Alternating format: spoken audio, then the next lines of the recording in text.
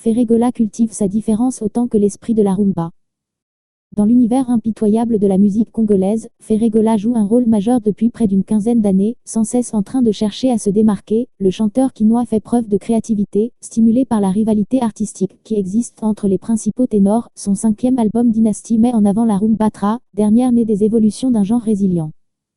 Les apparences peuvent être trompeuses, y compris en musique. Pour ne pas tomber dans le piège, la mise au point était donc d'emblée nécessaire. Ça c'est pas du zouk, c'est de la rumbatra, prévient Ferregola dans une de ses nouvelles chansons que l'on pourrait effectivement être tenté d'analyser de prime abord à travers un prisme antillais. Tu confonds les pas, met-il même en garde.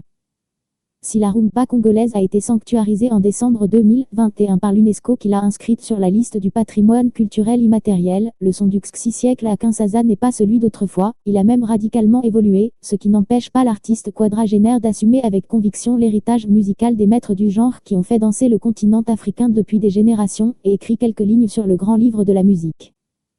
Lui qui a grandi en écoutant Franco et Tabulai Rochereau, dont il dit qu'ils sont ses idoles dans la rumba, c'est qu'au-delà de l'étiquette, le genre auquel il se rattache est en perpétuelle mutation, il en a été le témoin, et désormais l'en voici acteur, avec d'autres intentions que ses devanciers, car entre-temps la mondialisation à marche forcée et la révolution digitale sont passées par là. Dynasty est d'ailleurs un album qui n'existe qu'en version dématérialisée, prend soin de préciser son auteur, qui ne cache pas non plus ses ambitions, élargir le cercle de son public hors d'Afrique, ce à quoi son compatriote Fally Ipupa est parvenu en s'installant depuis une demi-décennie dans le paysage des musiques urbaines en France.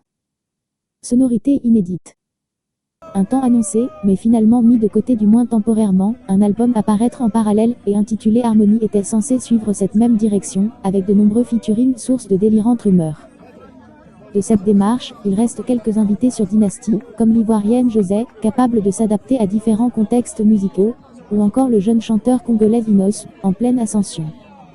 Enregistré entre Paris et Kinshasa, l'album a bénéficié du savoir-faire de musiciens expérimentés, les guitaristes Marouz et Pika Ambayabo, le bassiste Michel Passe avec lesquels le poulain de Verazon il est resté 7 ans sous l'aile protectrice du leader de Ouange Musica Maison Mère collabore de longue date, ou encore Ambting Domingo, ex-quartier latin, le groupe de Kofi Olomide au sein duquel Fer a fait un passage d'à peine une année avant de se lancer en solo en 2007.